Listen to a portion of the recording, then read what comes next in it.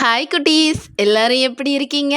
சந்தோஷமும் மன மகிழ்ச்சியுமாய் இருப்பீங்கன்னு விசுவாசிக்கிறேன்.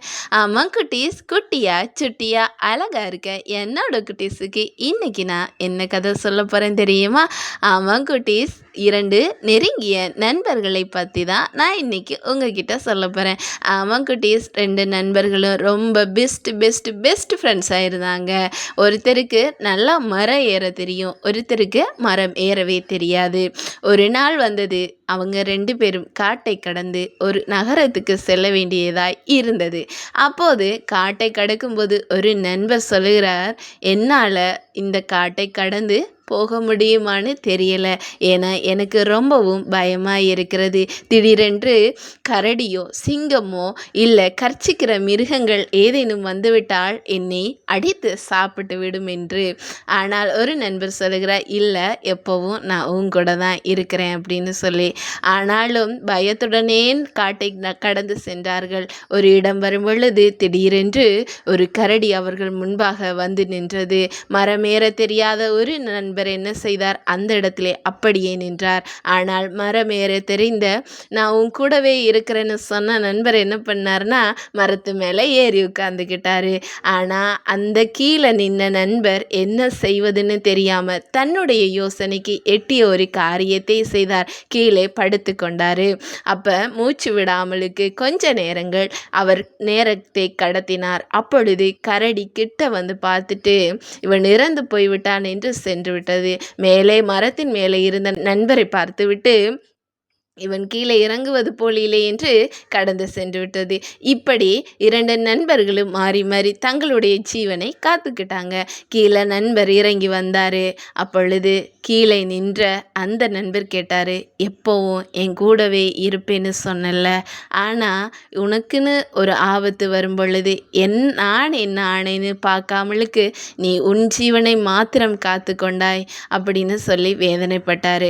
அப்போ அந்த நண்பர் சொன்னார், அந்த கணப்பொழுதில் எனக்கு தோன்றியது என் ஜீவனை நான் எப்படி காத்துக்கொள்வது என்றுதான் அப்படின்னு சொன்னாங்க.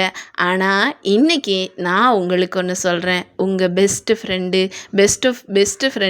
என் கூடவே இருப்பாங்கன்னு நினைக்கிற அந்த ஃப்ரெண்டு எப்போவும் கூட இருக்க மாட்டாங்க. ஒரு நேரத்தில் அவங்க உங்களை மறந்துடுவாங்க, அல்லது ஒரு ஆபத்து வந்து விட்டால் உங்களை அந்த காரியத்தில் சிக்க வைத்துவிட்டு அவர்கள் தப்பி விடுவார்கள். இப்படி பல நண்பர்கள் உங்கள் வாழ்க்கையில் இருந்திருக்கலாம், இருந்து கொண்டிருக்கலாம். ஆனால் நான் ஒரு காரியத்தை சொல்கின்றேன், நல்ல சிநேகிதனாய், நல்ல நண்பனாய், நல்ல உறவாய் உங்கள் கூட எப்போவும் மாறாமல், எந்த சொன்ன வார்த்தையும் மீறாமல், அவர் சொன்ன வார்த்தையில் உண்மையாய் இருக்கிற ஒரே தகப்பனும் ஒரே நண்பனும் ஏசப்பா மாத்திரம்தான். மனிதர்களாய் இருக்கிற நண்பர்கள் மாறிவிடுவார்கள். ஆகவே நண்பர்களை நேசிக்கிறது தப்பு கிடையாது. ஆனால் அவர்களையும் நம்புங்கள், தேவனை அதைவிட நம்புங்கள். இயேசுவை பின்பற்றுங்கள், இயேசுவின் காரியங்களை பின்பற்றுங்கள், பாத சுவடை பின்பற்றுங்கள். அவர் நமக்கு கற்றுத்தந்த ஒவ்வொரு காரியங்களிலும் நம்முடைய வாழ்க்கையின் செவ்வையான பாதைகள் உண்டு.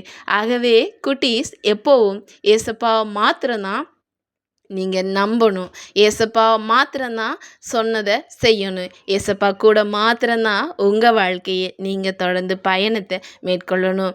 கூட இருக்கிற நண்பர்களை விட உண்மையுள்ள தேவன் இயேசு மாத்திரம்தான். ஆகவே உங்கள் ஓட்டத்தில் ஏசப்பாவை சேர்த்துக்கங்க. குட்டீஸ், எப்போவும் நம்பிக்கையோட உங்கள் வாழ்க்கையில் தொடர்ந்து காரியங்களை செய்யுங்க. கர்த்தர் உங்களை ஆசீர்வதிப்பாராக. ஜெபிக்கலாமா? ஏசப்பா, உமக்கு நன்றி. இந்த கதையை கேட்ட ஒவ்வொரு குட்டீஸுக்காய் ஜெபிக்கிறேன். ஆண்டவரே, இந்த குட்டீஸோட நண்பர்கள் எப்படி இருக்கிறார்கள் என்று தெரியாது, ஆனால் நீங்கள் இவங்களுக்கு நல்ல ஒரு நண்பராக இருப்பீங்க. உங்கள் வாழ்க்கையில் செய்கிற ஒவ்வொரு காரியங்களிலும் தேவன் ஆசீர்வாதத்தை கட்டளையிடுங்க. படிப்பில் தேவன் முன்னேற்றத்தை கட்டளையிடுங்க. எல்லா காரியங்களிலும் என் தகப்பன் கூட இருக்கிறத இந்த குட்டீஸோட கண்கள் காணட்டும். ஏசப்பாவுக்கு உண்மையாக இருக்கிற நல்ல நண்பர்களை கொடுங்க ஆண்டவரே. இயேசுவின் நாமத்தினாலே ஆமேன். ஓகே, பாய் குட்டீஸ்.